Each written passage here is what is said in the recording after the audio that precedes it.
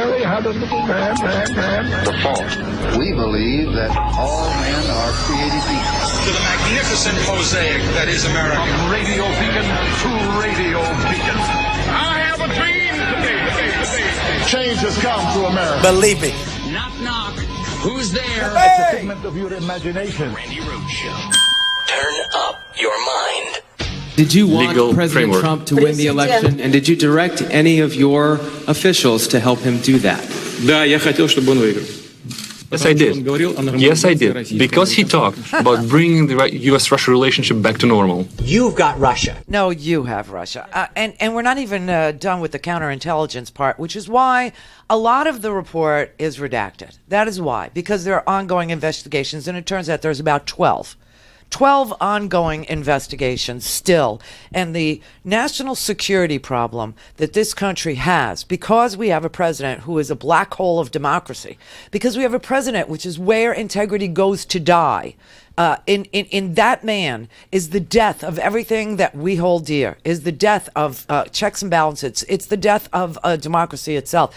Because of that, we have to now wait for the counterintelligence part of Mueller's report. And I don't think enough people understand that the collusion part, which Mueller said couldn't prove beyond a reasonable doubt. You know, having enough evidence to prove something beyond a reasonable doubt is not having no evidence. He does say in the collusion part that there's circumstantial evidence. There were probable cause episodes, insufficient evidence to meet the standard of beyond a reasonable doubt is not no evidence. And the president is a lunatic. He's tweeting today about the crazy Mueller report. The crazy Mueller report. He called it bull. But he says it. He says it in his tweet. Okay, he calls it that. He calls it bullshit. And he still uses the lies to claim that it vindicates. I mean, he's still saying, although the Mueller report is crazy and it's full of lies, but it vindicates. It does not vindicate him.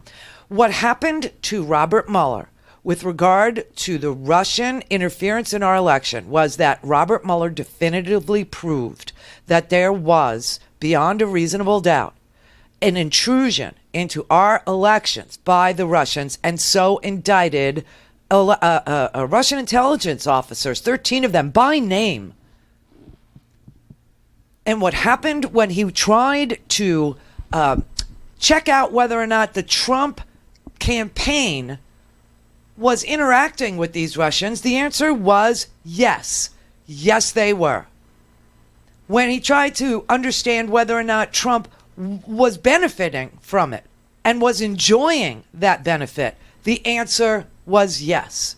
Now, he created a very narrow definition of what was indictable, and he was looking at it through campaign finance violation law, and apparently that's the only law where ignorance is a defense. Because in the part with Trump Tower, Mueller says, well, Donald Trump Jr. didn't know what the election laws were, and gives him a pass, which is weird because Manafort was in that meeting, and I'm pretty sure Manafort understands. But there's still an ongoing thing with Manafort, so we don't know where that's going to end. But insufficient evidence to reach the standard of beyond a reasonable doubt does not mean no evidence. And in fact, what he writes in the charging portion of this conclusion on collusion is that they determined that Russia's two principal interference operations violated U.S. criminal law. I'll spare you the, all the minutia about that. But he cites law, and he talks about Russian intelligence officers who carried out the hacking. And he talks about, that they conspired to violate, among other federal laws, the federal computer intrusion statute, and they've been so charged. All right. Now, second, in the charging portion, why he didn't charge is there's three things. One, he talks about the Office of Legal Counsel. You can't indict a sitting president. So there's one big reason, and Bill Barr lied about that yesterday, as you know. As you know, he stood there and was asked whether or not the president was not charged because Mueller viewed the Office of Legal Counsel's rule that you can't charge a sitting president, you can't indict a sitting president, as being the guide for whether or not he would charge. Bill Barr said, no, and I had a conversation. It was very clear with me that that was not why. And then you read the Mueller report, and it's very clear that that is exactly why. And Mueller lays it out, and it takes him many pages to do it. But he talks about if this were a traditional prosecution, which this is not, because it's the president. And then he goes on a long opinion at the conclusion of the entire document. At the very end of the document, Mueller clearly says this is something for Congress to decide. This is the Constitution that we have, and that Article 1 of the Constitution clearly puts in Congress's purview whether or not to indict, impeach a president. And that is what he's doing. He didn't do a jump ball like they were saying, like Barr was saying, if it was basketball, it was a jump ball. And so we just decided that we would push it over to the other side. And we made the call. No, it was a pass that was intercepted by Bill Barr. It was a pass to Congress. That's what it was. And he said the last line in the report is the most informative if you're just a cursory reader and you're not really that curious. Now, I was so curious. I had to read it all the way to the end. And the last line is, no person is above the law. So Mueller, after laying out the constitutional argument for Congress to do the prosecution and the removal, if found guilty, and he says he can't exonerate the president. And even on collusion, well, he says that the reason why he couldn't, even charge him with collusion, or he couldn't not charge him with collusion, is because of the OLC and because so many people lied to him. And that the lies, and this is he wrote, the investigation established that several individuals affiliated with the Trump campaign lied to the office and to Congress about their interactions with Russian-affiliated individuals and related matters. Those lies materially impaired the investigation of Russian election interference. And they say that the office charged some of those lies as violations of federal false statement statute. Michael Flynn pled guilty, and he talks about George Papadopoulos. Now, this is so interesting because, over at the fake news network over there, the propaganda outlet, they're sitting there and say, if the prosecutor didn't prosecute, that means there's no crime. That is such a lie. The prosecutor couldn't prosecute because the president is the president, and he is an officer in the Constitution whose remedy for lawbreaking, whose remedy for abuse of power, whose remedy for any violation of the law is with Congress, not with the prosecutor. And they're lying their brains out. But then they're saying, Papadopoulos, he only got 14 days. That's because what George Papadopoulos did was puffery. George Papadopoulos, he made himself into some foreign policy expert, and Trump was so desperate for people, like you can see now. I mean, we're on the Z list of people that will work for Donald Trump. Well, back then, he had slim pickings then, too. He couldn't get serious foreign policy people. No one, not even the hawkish people, not even the crazy ones on the right that want to declare war on everybody. But he had to settle for Carter Page. He had to settle for Papadopoulos, and of course Papadopoulos puffed himself up. He sold himself to the Trump campaign. Sam Clovis was picking, and Jeff Sessions was in charge of the foreign policy thing in Virginia. And they settled for this guy, and this guy is going back and forth, and having conversations with people. And then he's the one that finds out Russia's got Hillary Clinton's emails. And instead of calling the FBI, he tries to bury that. He tries to give the information to Trump, and then he lies about it. He only got 14 days because he's not a threat to this country. It was just a puffery thing, and he neglected to call law enforcement, as did Trump, as did Junior, as did Jared, as did Eric Prince, as did Flynn, as did Manafort. Nobody called law enforcement to say, oh my God, it's a sick thing. But the reason why you couldn't prove it beyond a reasonable doubt is because everybody lied. They had encrypted messages. They destroyed emails. Make no mistake.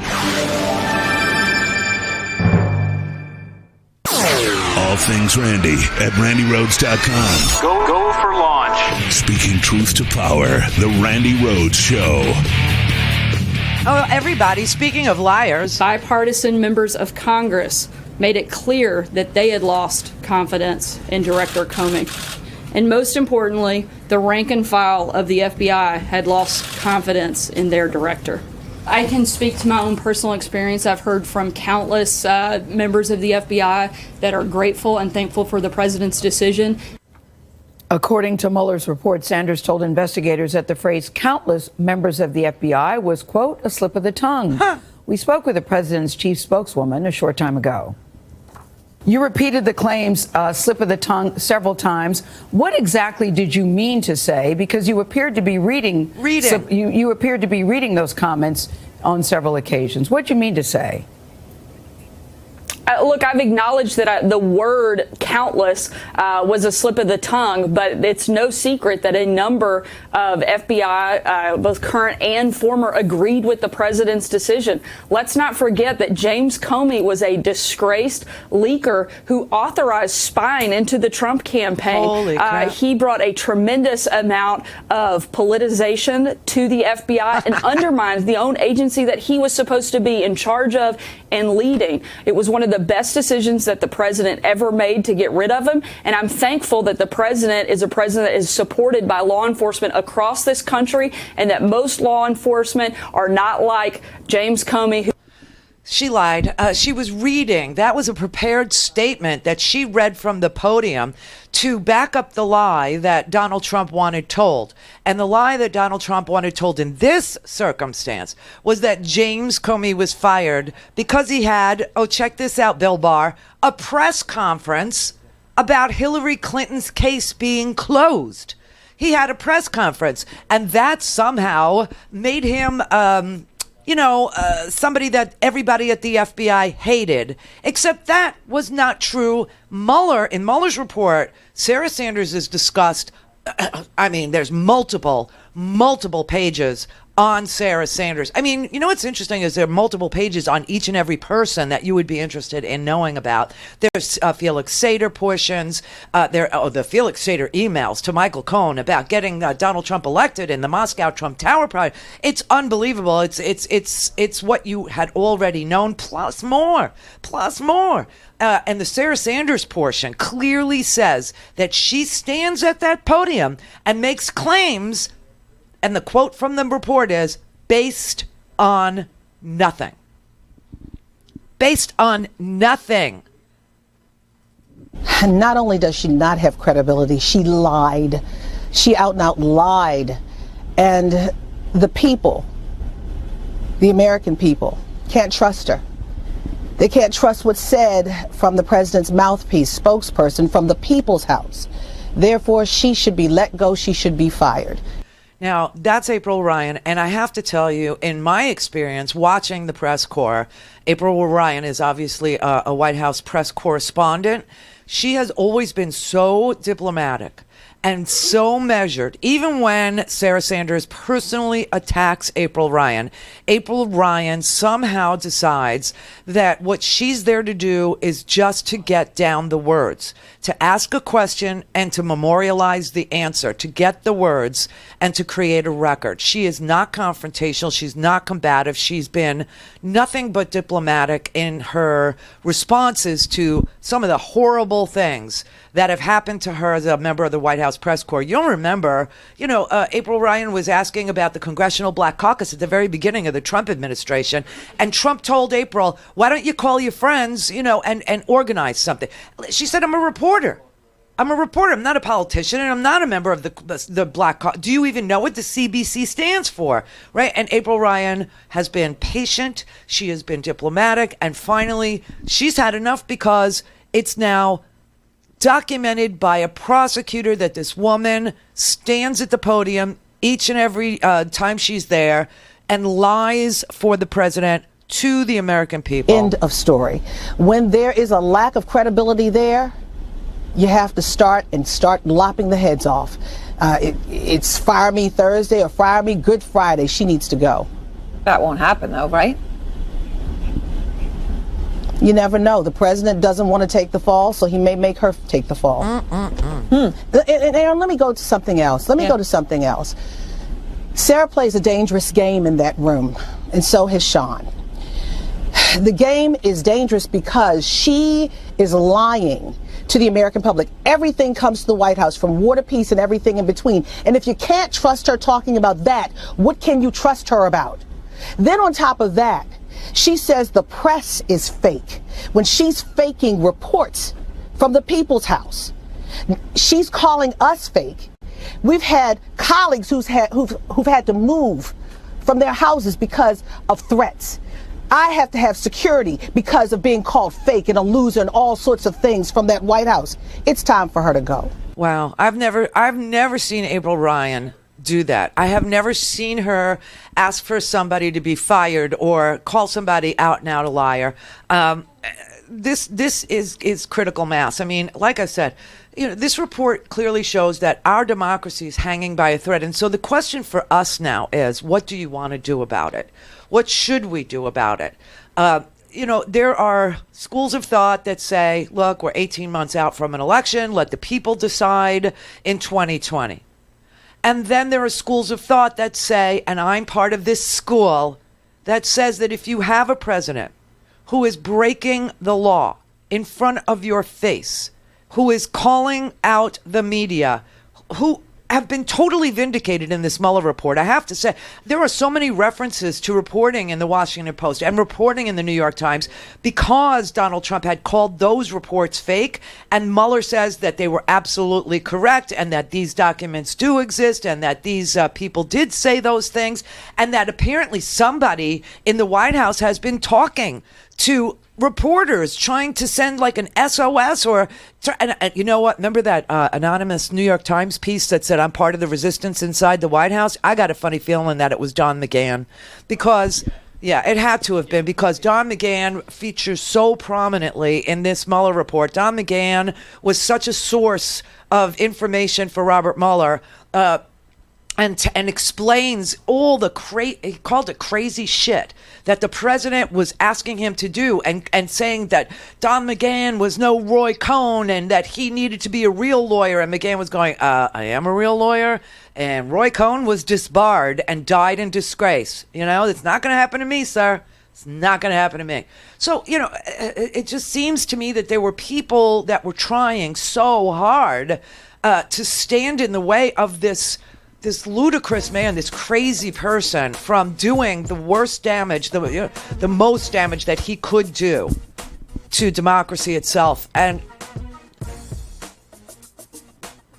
I don't know why they never spoke publicly. I think this is a terrible, terrible thing. But the school that I come from says that Congress has an Article 1 responsibility in the Constitution, and that is to be a check on the executive branch. They have clearly impeachment powers and removal powers, and we are there. We are there. So, do you want to wait for the election? Because I got a feeling that if Congress shirks its constitutional duties, people are going to say they're all the same and stay home. Other people think that if we actually go through hearings and an impeachment, it'll rally the support for Trump. Call in, connect. To speak to Randi, call 561-270-3844. 561-270-3844. We are graced with Sarah's presence tonight. I have to say, I'm a little starstruck. I love you as Aunt Lydia on The Handmaid's Tale. Mike Pence, if you haven't seen it, you would love it. Every time Sarah steps up to the podium, I get excited because I'm not really sure what we're going to get. A press briefing, a bunch of lies, or divided into softball teams. It's shirts and skins, and this time don't be such a little bitch, Jim Acosta.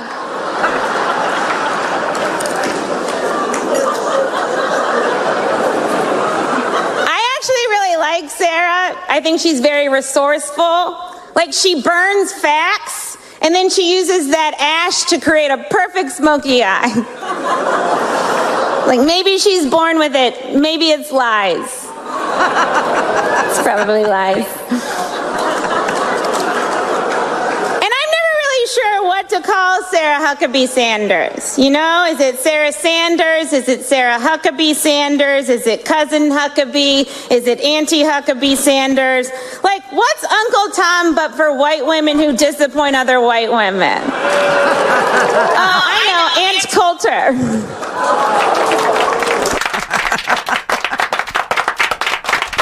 She was right, and that's why she's funny. And that's why Jimmy Dore is not funny, because he's never right. There's no truth in anything he says.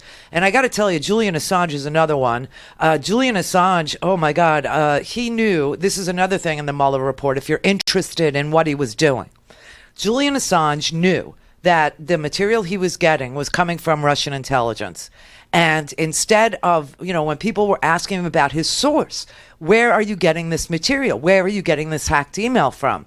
Julian Assange, instead of saying, I don't comment on my sources, started to tell people Seth Rich, and blamed a 27-year-old dead boy, and started an entire conspiracy theory about Seth Rich that was picked up on the fake news, that was picked up by all kinds of right-wing media, that was spun out of control. The same thing with the Pizzagate thing. I mean, Julian Assange, as laid out in Mueller's report, is a person who literally decided that he would get revenge against Hillary Clinton and use a young DNC volunteer, a young DNC staffer, Seth Rich, his dead body. He would blame the dead person. 27 years old, victim of a robbery gone horribly wrong. Assange, on August 25th, 2016, when he was asked in a television interview, why are you so interested in Seth Rich's killer? He said, we're very interested in anything that might be a threat to WikiLeaks sources. Now, Julian Assange knew Seth Rich was not his source. He knew who his source was. And he knew his source was Russian intelligence. And he said, if there's someone who's potentially connected to our publication, and that person has been murdered in suspicious circumstances, it doesn't necessarily mean that the two are connected, but it's a very serious matter. It's very serious. And it's taken very seriously by us. And with that, he launched the Seth Rich hoax. And it went like almost mainstream. Fox News did a series of investigations. Sean Hannity literally had Julian Assange sit in for him as a sub-host when Sean was on vacation. And he used it to frame a dead boy and to protect himself, because Julian Assange knew the GRU, the Russian intelligence outfit, was giving him this information. And the Mueller report quotes from cryptic emails and messages exchanged between WikiLeaks and Russian intelligence officers in September 2016.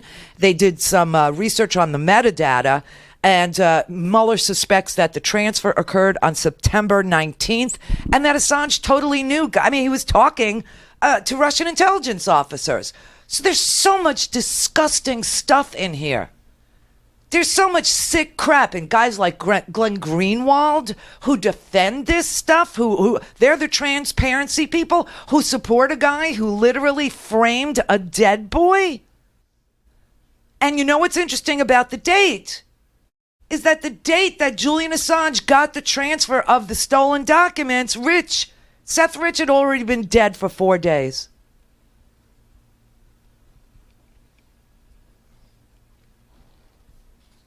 These people just freak me out. They are disgusting. They claim to be progressives. They claim to be on our side of things. They claim to be for transparency. They are disgusting hacks. And Assange, you know, obviously is in a world of hurt. And there's no way that he practiced journalism. There is no way he did that.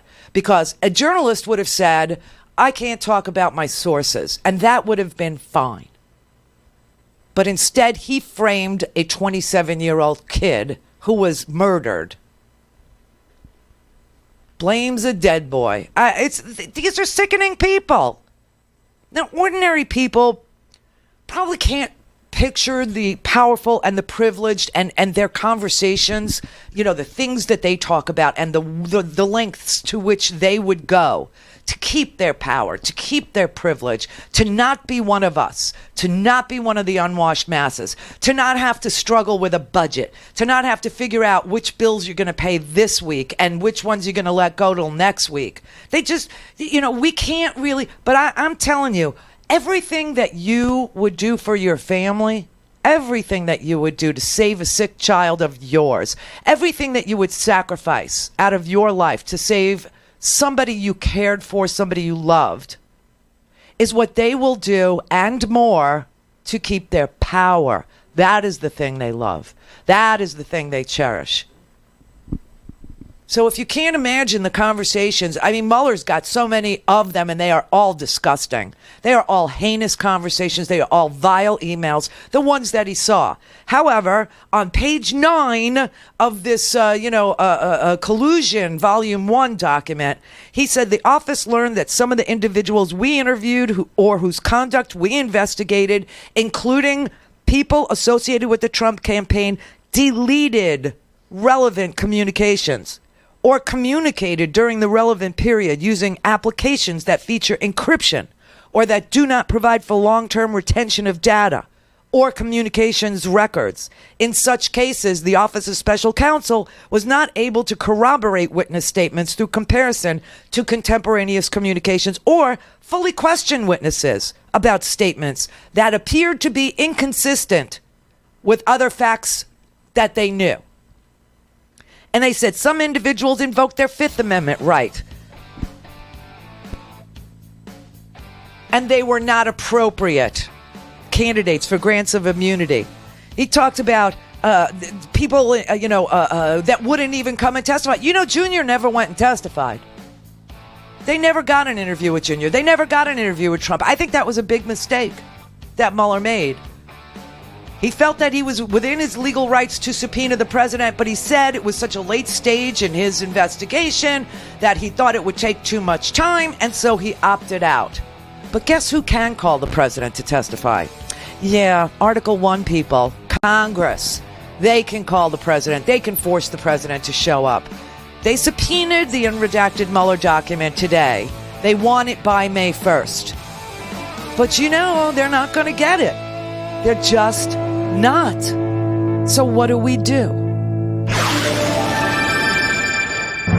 The Randi Rhodes Show is live on RandiRhodes.com and the free Progressive Voices app for Android and iOS. Visit the App Store or ProgressiveVoices.com now. All right, so the big question is, what do we want to do? And I just want you to understand the counterintelligence portion of Mueller's report has not been released yet. And there is a whole separate part of Mueller's work that has to do with what James Comey started, and that is a counterintelligence investigation. And the counterintelligence investigation can show you even more important intelligence that somebody somehow is using Donald Trump either knowingly or unknowingly as a Russian asset.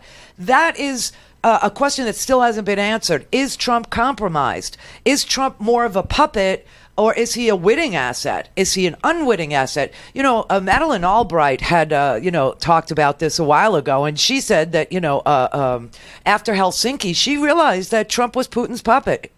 Putin has a plan. He wants to undermine democracy. He wants to separate us from our allies in Europe. He wants to reassert influence in the Middle East. And our president is a help in all of this. There is a term that the Russians use. It's called useful idiot.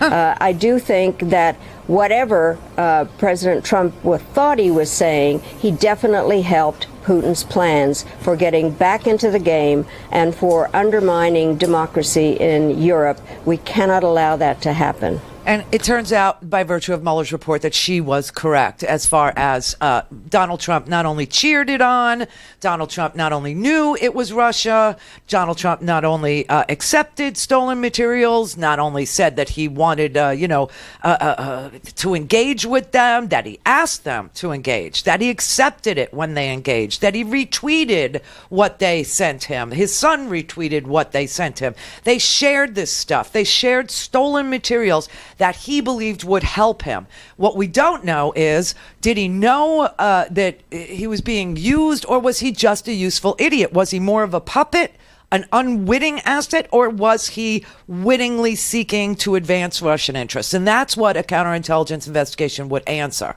And we don't know the answer to that yet. That still remains, unfinished. Mueller also farmed out 14 more. I said 12, but it just went up by 2. 14 more criminal cases to various prosecutors' offices. So this is far from done.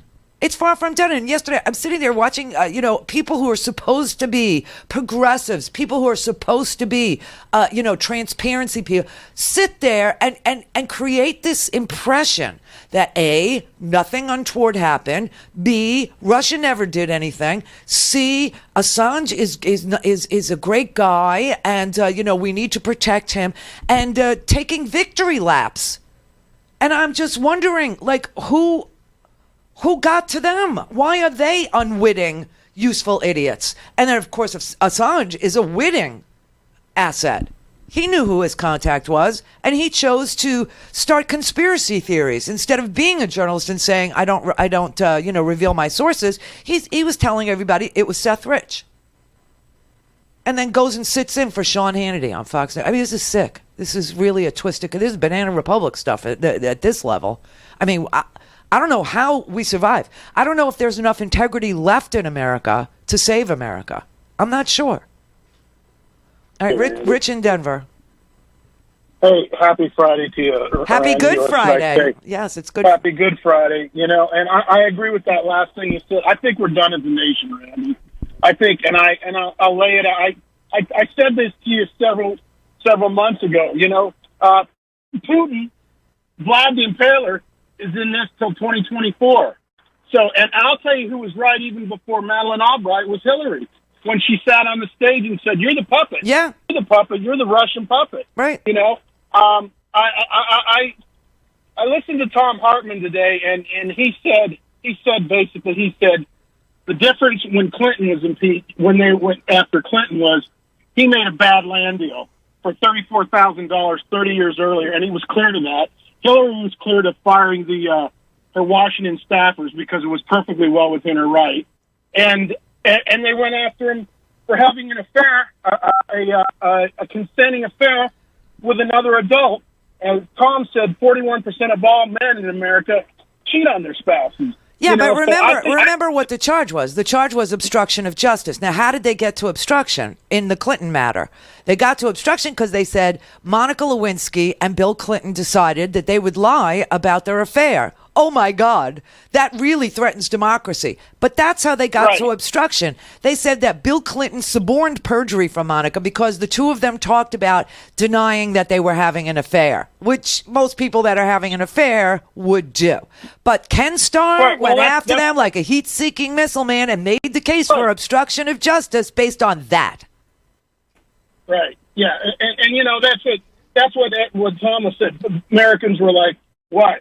He had an affair? Adult, I didn't listen to Tom today, but Tom, I love Tom, but I didn't listen to Tom today. Right. But I have to tell you that I have to tell you that people that will compare impeaching Donald Trump for being either a useful idiot for a foreign adversary or a witting asset of Russia, who actually takes steps to further Russian foreign policy, like pulling troops out of Syria or trying to divide NATO, us from NATO, these kinds of things, or calling it a Ukrainian peace plan where Putin gets eastern Ukraine for himself, right?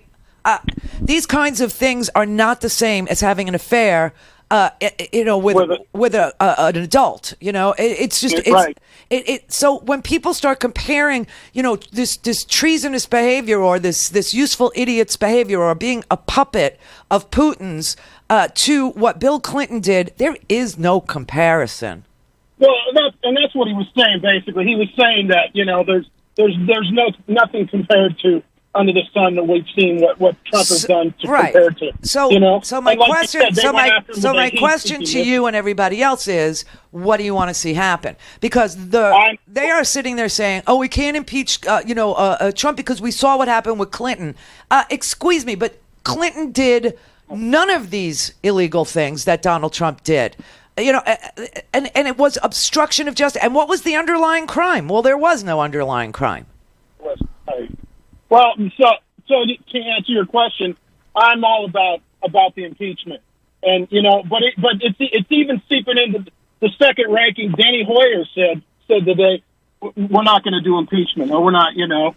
So I mean, this is like what you were talking about the other day. We're going to eat our own again.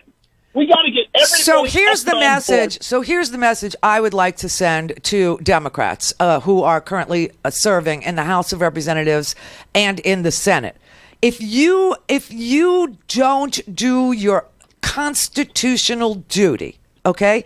If you don't hold the president answerable to crimes that Mueller couldn't exonerate the president on, if you don't start impeachment, believe me, everybody who might have voted will stay home. Won't vote. They will stay home. Tom said that too this morning. No, Tom said that. I could feel it already. I mean, that it's just know, because the idea that Congress could shirk its duty in this case when democracy itself is under attack, when the president is gutting the government, he's setting up concentration camps in El Paso. I swear to God, you got vigilantes in New Mexico that kidnapped 300 people near Sunland Park. You've got, the New Mexico Attorney General writing a statement saying that these individuals don't attempt to exercise authority. That authority is reserved for law enforcement. They are kidnapping people in the name of Donald Trump because Donald Trump is screaming that there's some emergency that he can't fix and he needs vigilantes. I mean, if you can't see what's going on in this country and you're a Congress member and you shirk your duty this time in this day and age with all of this going on, then we're done as a country. We're done as a country, and nobody's going to vote because they're just going to think, it doesn't matter because you're all the same. Yep. So Donald Trump, when he found out that there was a special counsel appointed, what did he say? He slumped back in his chair. He said, "Oh my God, I can't believe this has happened. I'm fucked." Those were his words. That's only true if Congress does their job. If they don't, he's not. You follow me? He gets away with it. And what does that do to the presidency? That's what we were talking about yesterday. That means the presidency has been destroyed. Destroyed. It also means Congress has been destroyed. Because if Congress is neutered in this fashion or fearful, so fearful that they can't enforce the law, they can't hold accountable somebody with the record that Trump has on lying and cheating and blaming and propaganda and not showing his taxes and emoluments clause violations and obstruction of justice and paying off mistresses and asking people to lie for him and putting fake documents into files. And I mean, if you won't hold this man accountable, who will you hold accountable? And trust me, that's what America's going to say when it comes time to cast a ballot.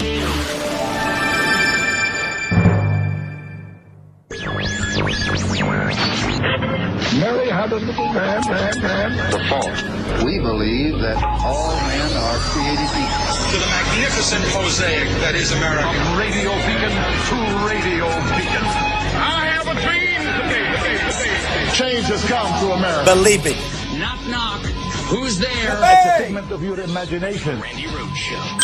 Turn up your mind. There's a sentence here that is all but an explicit invitation to Congress to impeach the president. I'm sorry, I'm trying to do several things. If other people have read this sentence, but I just think this sentence is enormously important. Read it again. The conclusion that Congress may apply the obstruction law to the president's corrupt exercise of the powers of office accords with our constitutional system of checks and balances and the principle that no person is above the law. That is, I don't think any other way to read that is saying, I, Robert Mueller, cannot enforce the obstruction of justice laws against the president because I am not empowered to do so under Department of Justice policy. OLC. But this is an invitation to Congress to say you can do it using the impeachment power. Now, I don't know if they will, I don't know if they should, but the idea that this is some sort of exoneration seems very highly contradictory to this. And again, the Attorney General of the United States said this morning that Robert Mueller was not leaving these questions to Congress. Right. Oh, also, just read a sentence from a guy named Robert Mueller leaving these questions to Congress. Exactly. I mean, but that's another thing. We have now an attorney general, by virtue of this president, we have an attorney general who refuses to be the attorney general of the United States and instead chooses to be Donald Trump's personal lawyer. That is not the role of the attorney general, who oversees the entire Department of Justice. I mean, he oversees everything from the tax division to the antitrust division, like Time Warner mergers, like that. Yeah, and he refuses to be the representative of the law for the people, and instead chooses to be the attorney, the personal attorney for Donald Trump. He's going to be Donald Trump's Roy Cohen, a guy who was so odious and so disgusting and such a bad example of how low you can go, that he was disbarred and died alone in shame. But he was Donald Trump's lawyer, and Donald Trump in this Mueller report is screaming at Tom McGahn, why can't you be my Roy Cohen? I thought you were here to protect me. Says the same thing to Jeff Sessions, the previous attorney general. I thought you were here to protect me. No, the attorney general is here to protect the law-abiding people of this country from the non-law-abiding people of this country. The attorney general is there to prosecute people who violate the law. Campaign finance violations, antitrust violations, tax violations, criminal violations, and they also have a counterintelligence duty. And so if you have a president appointing an attorney general who he thinks is his personal attorney, who is going to police our election system, because Russia has not gone away, and we know that because there's been endless testimony from Dan Coates, endless testimony from Clint Watts, endless testimony from people whose jobs it is to stand on that wall and protect the United States from foreign intervention. And they can't do their jobs because now we have an attorney general who's going to do whatever it takes, allow whatever interference, allow whatever meddling, whatever corrupt, thing to happen, as long as it secures another term for Donald Trump. This is a national security mind-blowing thing. Mind-blowing. And Congress has got to do what it is tasked with doing. And Nancy Pelosi said, be patient, right? Be patient. Wait for the Mueller report. Well, we were patient and we waited, and now we have the Mueller report. And we also saw yesterday that we have a lying sack of crap as the Attorney General of the United States, a man who has lost any credibility. Just like Sarah Sanders has lost any credibility, just like Sean Spicer lost any credibility. I mean, the president has zero credibility. If the president is speaking or tweeting, he is lying. That's just a fact. So what in the world are we supposed to do? You know what this Mueller report said? It said the president knew about the WikiLeaks dumps, knew exactly when they were coming. Roger Stone lied. Now, they weren't part of the Trump campaign. Roger Stone and Jerome Corsi, they knew when these dumps were coming. They were in contact with Russian intelligence, but they weren't part of the campaign. That's why there's separate cases that are ongoing involving those people who were not part of the campaign. But then when you read the Mueller report, there were 18 people who were involved with the campaign, with over 100, maybe 150 contacts with Russians. And at the end, that's the last line of the Mueller report. With respect to whether the president can be found to have obstructed justice by exercising his powers under Article 2 of the Constitution, we concluded that Congress has the authority to prohibit a president's corrupt use of his authority in order to protect the integrity of the administration of justice. The conclusion that Congress may apply the obstruction laws to the president's corrupt exercise of his powers of office accords with our constitutional system of checks and balances and the principle that no person is above the law. That's how he leaves it. That's the end of the Mueller report. He is totally saying to Congress, I'm living by the OLC regs. I'm living by the rule that says that the only way to hold the president accountable is under the constitutional provision for impeachment and removal. I'm passing it to you. I am passing it to you. And so some of the members of the House, the Judiciary Committee, the Intelligence Committee, they were interviewed last night, and they can't give you a definitive answer about what their game plan is with regard to holding this president accountable. Congressman Himes, do you believe the special counsel Mueller, in the way that he wrote this report, essentially handed the matter of obstruction off to Congress? And if so, what do you think Congress should do about it? Yeah, I absolutely do. You know, having now read it, I'm sort of stunned by the clarity with which Bob Mueller said, hey, and by the way, this is directly contradicted by what we heard from the Attorney General, who said that Mueller had not been concerned with the fact that the Department of Justice has this policy against issuing an indictment against the president. There's no question that Mueller was teeing this up, was offering the facts, using the phrase that you just said, we would so state if we believed that he had not committed a crime. He has handed this to the Congress, I think, out of an understanding that the Department of Justice was not going to be the source of accountability for the president. Exactly. So that's where we are. And so what do we want to do about it? House Majority Leader Steny Hoyer just said, I think, to our Dana Bash, based on what we've seen to date, going forward on impeachment is not worthwhile at this point. Very frankly, there's an election in 18 months and the American people will make a judgment. Is he right? Yeah, Anderson, I wish I could give you an answer with intense conviction. Me too. This is a really difficult box to be in for the Congress of the United States and certainly for the Speaker of the House. You know, on the one hand, yes, Bob Mueller basically teed this up and wink, wink, you know, a crime may have been committed. And we're not going to seek accountability in the Department of Justice. And so, yes, the Constitution would say you should at least begin the process of studying whether the president committed enough high crime and misdemeanor to warrant removal. So, you know, the Constitution would suggest that we start that investigative process, that deliberative process. Here's the problem, Anderson. What's the problem? There is, at least in my mind, absolutely no question about how that ends. And that ends with the Senate not convicting. So, again, I don't think there is a crime that this president could commit that would cause the Republican Party to turn on him. So I say with great certainty that we would get to a point after a lot of time, energy, and resources only to have the Senate turn around and acquit him, as happened in the Clinton administration. And then what do we have to show for it? The president can claim to have been a martyr. Oh. So check this out, Jim. If you don't do your constitutional duty, then Congress has no reason to exist. There is no merit if you refuse to uphold your constitutional duties to having a Congress. All things Randi at RandiRhodes.com. Go for launch. Speaking truth to power, the Randi Rhodes Show.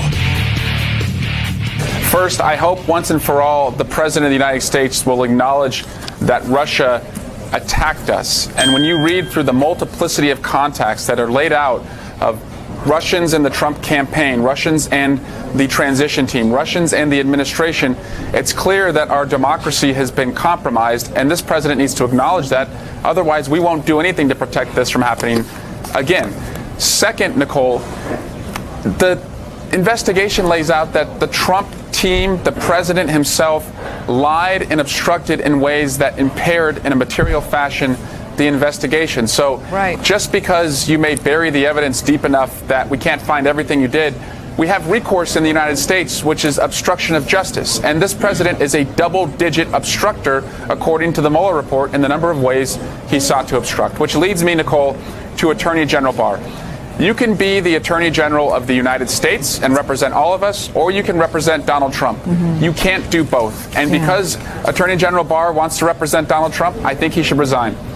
Yeah, I think he should resign as well. Now, he has to testify May 2nd in front of the House, and that's why they want the unredacted report delivered to them on May 1st. So Nadler did issue a subpoena today for the unredacted Mueller report because there's 36 pages, mostly to do with Julian Assange and WikiLeaks and Roger Stone.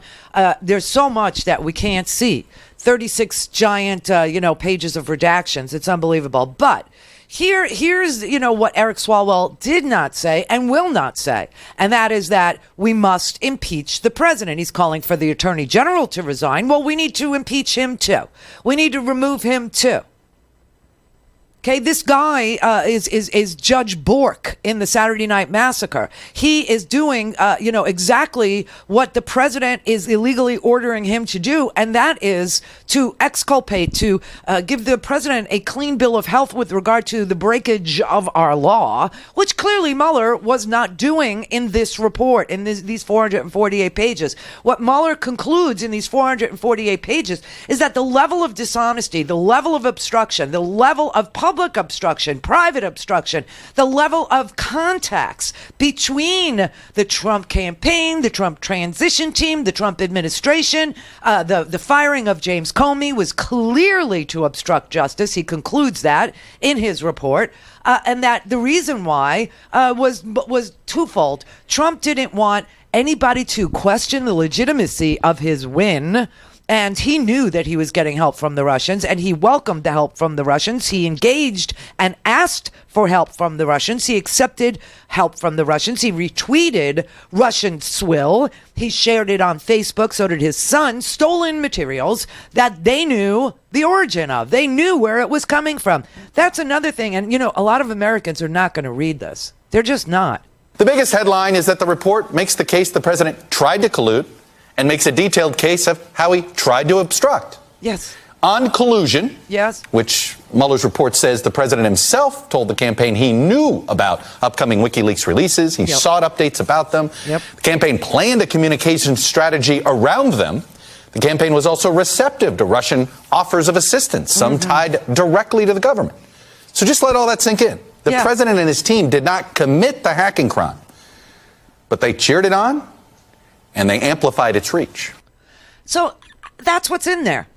That is what it says. And the only reason why Mueller couldn't prove that beyond a reasonable doubt is because people destroyed evidence. People used encrypted apps. People destroyed and deleted emails. People lied. People invoked their Fifth Amendment rights. There was so much obstruction that it actually worked. That is Mueller's conclusion. And that he cannot bring a traditional prosecution against a sitting president.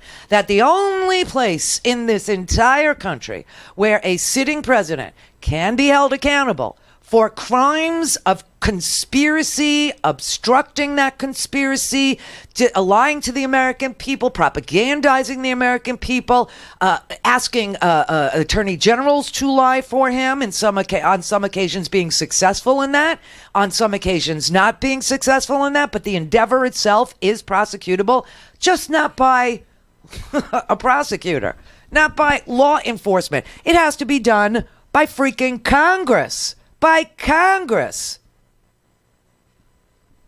That's just the fact. And they're out there just lying up a storm. I mean, here's Hogan Gidley, the president's spokesperson for the television. Oh, my God. I mean, Anderson Cooper was literally stunned. I got to tell you, he was just blown away at the audacity of the lie. Because Hogan Gidley is talking to 35% of the country that will never read this report, that will never look at it, will never read it, will never understood it. I think if they read it, they would understand it. It's not particularly legalese. It's pretty much accessible English. I understood it. I think you would understand it if you sat there and read it over the long holiday weekend, but they're just going to lie about it. But the fact is, we've seen 2,800 subpoenas, 500 witnesses, 500 warrants, 40 FBI agents, 19 attorneys, and a partridge in a pear tree, all to find out there is no collusion, there is no obstruction, and it's a complete and total exoneration. But saying there's no obstruction, that's not true. I mean, saying that is not what Robert Mueller said. He said, I can't exonerate the president on this, and he pointed out some very detailed examples. Right, and prosecutors don't exonerate. Prosecutors prosecute if they have the evidence to do so. But they don't prosecute the President of the United States. Otherwise, we'd be talking about a president who's under indictment right now, not to mention his family. Actually, that's not true. That's not true. The Attorney General of the United States has said, and said this in the memo in which he sent, uninvited to folks in the White House, that the sitting president can't be indicted. Robert Mueller accepted that. So the idea that, well, if there was things to indict, they would have indicted him. He can't be indicted. While that is what the Attorney General believes, let's also be clear that Robert Mueller said that they didn't use that into consideration. That's not when true. They decided. That's not he true. said that in the report that he didn't use that. No, when actually, he made the decision. He said top not to only bottom. did they. In fact, I think the important part is here, and this is something that I think your guests would appreciate. I'm reading from the report now. The evidence we obtained did not establish that the president was involved in any underlying crime related to Russian election interference. Yes, and then he goes on to say that the reason why is because people invoked their Fifth Amendment right, destroyed materials, deleted emails, used encrypted apps, and frankly, he said he couldn't get the contemporaneous information to back up the fact that the facts that Mueller knew to be true were the exact opposite that these people were saying. That they were lying to the office, they lied to Congress, they lied and lied and lied. What Mueller found was obstruction worked. In this report, it says that 18 of Donald Trump's associates had at least 140 contacts with Russian nationals. They also had many interactions and contacts with WikiLeaks. They also had contacts with Russian intelligence officers during the 2016 campaign and the presidential transition. That is what he said. And he said he can't indict a president. Only Congress can do that. Only Congress can. He said, while this report embodies factual and legal determinations, if we had the facts, it would be different. Randi Rhodes Show is live on RandiRhodes.com and the free Progressive Voices app for Android and iOS. Visit the App Store or ProgressiveVoices.com now. According to Robert Mueller, sworn testimony tried to get Rod Rosenstein to lie. What's up with that? What's up with that? This is so great that we're going to parse every word of this for the next No, I'm not parsing months words. on It's a end. pretty bald-faced lie. And we just learned it. But here's the thing. If the president had done something wrong, he would be indicted right now. The president asked Rod Rosenstein to lie. He's not going to be indicted. We've been dealing with this now for 2.5 years. I know you want to ignore the fact that the guy you're working for lies. I know you want. Look, I know so many reporters wanted the outcome to be the case that Donald Trump had done something illegal. I'm very happy as an American. That's why we're sitting here tonight. I'm happy as an American most Americans should be happy that their president did not collude with Russia. I am happy. We are literally saying the same thing, talking over each other. I'm glad you are. Okay. I'm just surprised because this is the first time we've learned about it, that the president of the United States actually asked Rod Rosenstein to hold a press conference and lie, and the White House press office also was pushing that, and Reince Priebus was screaming at some flack over the Department of Justice to get Rod Rosenstein out in front of a camera so the guy could lie. I mean, that's normal behavior? No, look, that's absolutely ridiculous. No, it's not. I agree. No, I understand where you're trying to go with this, but the fact is, what Democrats have wanted for so long, what Democrats have wanted for so long is for the president to be guilty of dealing. You won't answer that. You won't acknowledge the president lied about this. It's in the report. I get it. Look. I appreciate you coming in. You're in a difficult spot. It's not. Look, if they had anything on him, he'd be indicted today. He wasn't because they don't have the evidence. Yeah, that's not true. He wouldn't be indicted today, no matter what he did. If he did shoot somebody on Fifth Avenue, Robert Mueller would still say that a prosecution cannot be a traditional prosecution of a sitting president. That is what he said in the collusion section also. He said if we were bringing a traditional prosecution, which we're not because of the OLC regulations, it rightly belongs in Congress. And that is how he ended his conclusions of the entire report.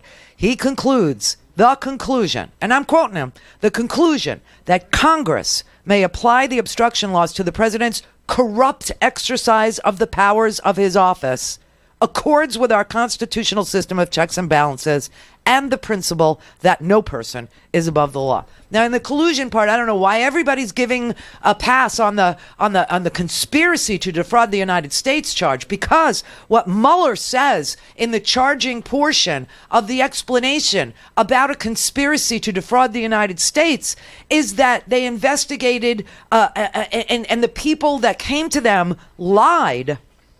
And the people that came to them invoked their Fifth Amendment right against against compelled self-incrimination. And the people that came to them used apps, encrypted apps that had, didn't provide for retention of their communications. Or the people that came to them deleted their emails, or deleted, or communicated, in such a way that it couldn't be recovered. That's what he said. And so the last sentence of the charging conclusion in the conspiracy portion, volume 1 of Mueller's report, says, accordingly, after he says, look, people lied, people invoked their Fifth Amendment right, even when individuals testified or agreed to be interviewed, they sometimes provided information that was false or incomplete. They led to some of the false statements charges described above. The office faced practical limits on its ability to access relevant evidence. Numerous witnesses and subjects lived abroad. We couldn't subpoena them. Documents were held outside the United States. They deleted relevant communications. They communicated during the relevant period using applications that feature encryption or that did not provide for the long-term retention of data or communications records. In such cases, the Office of Special Counsel was not able to corroborate witness statements through comparison to the communications that we knew were inconsistent with other known facts, or fully question the witnesses about statements that appeared inconsistent with other known facts, meaning they just lied and we couldn't corroborate that they were lying because we didn't have the evidence. And then he said, accordingly, while this report embodies factual and legal determinations that the office believes to be accurate and complete to the greatest extent possible under these circumstances, given these identified gaps, the office cannot rule out the possibility that the unavailable information would shed additional light on or cast a new light on the events described in the report. Nobody gives anybody a clean bill of health here. He's saying the obstruction worked. That's what he's saying. I want to ask you about Attorney General Bill Barr. Do you have confidence in him? Well, it was diminished yesterday. There was no reason for him to have that press conference and to try to explain away why the president did what he did. And I think he did misrepresent the report, giving a partial sentence about some of these issues. It was unnecessary, and I think he embarrassed himself, and I really think that's unfortunate. But again, I think the more important issue is what's in the report. But he went out of his way to try to give the president what he wanted to hear, and then the report comes out and it doesn't say what he said. No. Here, the thing, a lot of people last week were saying Mueller punted on the obstruction question. I think the football analogy is Mueller passed the obstruction question to the Congress and Barr intercepted the pass. Right. Bob in Phoenix. Hi. Hey. Hold on, let me get you a speaker. Can you hear me? Uh-huh. The missing element in this is the financial part of it, where the collusion was baked in long before the election process. There was always going to be a team play, and the team play was with the financial crap that he did, the money laundering and all of that. It was a pre-play. You there? No. Oh.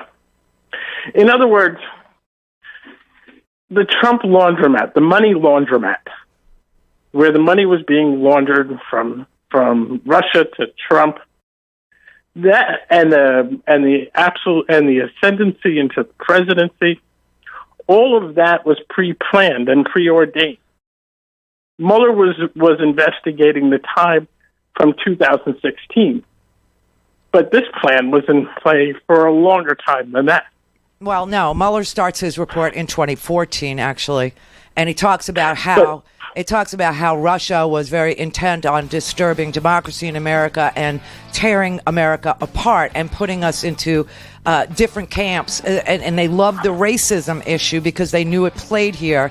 But that in 2015, when Donald Trump started to run for president, they decided that they would tweak their efforts and that they would outright support Donald Trump. So he does start before Donald Trump starts. But their useful idiot was in play for a long time. Well, there's nothing about that in this particular report, so I can't say that that's true. I mean, this is why Deutsche Bank asked for a friendly subpoena. This is why Mazars, Trump's financial management company, asked for a friendly subpoena so that they could cooperate with Congress. That hasn't happened yet.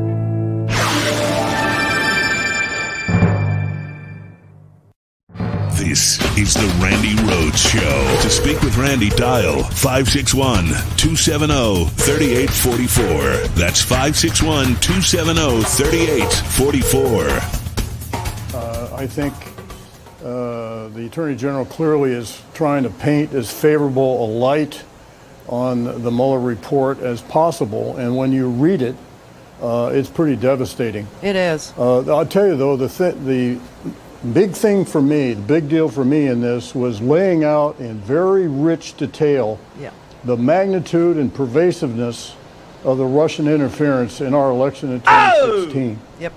And personally gratifying because of the intelligence community assessment that we rendered on January 6th of 2017, briefed then President-elect Trump about the Russian interference. But this report, we only scratched the surface. And I hope Americans will take the time to read that. Collusion, obstruction aside, the big deal to me is the magnitude of the Russian interference, and no one can say they didn't interfere and in fact, I think, taint the election. Absolutely correct, sir. Yes, that's right. They tainted our election. The Russians did.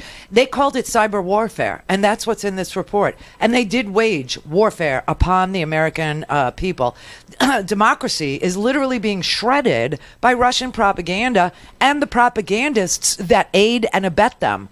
And one of them is the president, and the others of them are on Fox News.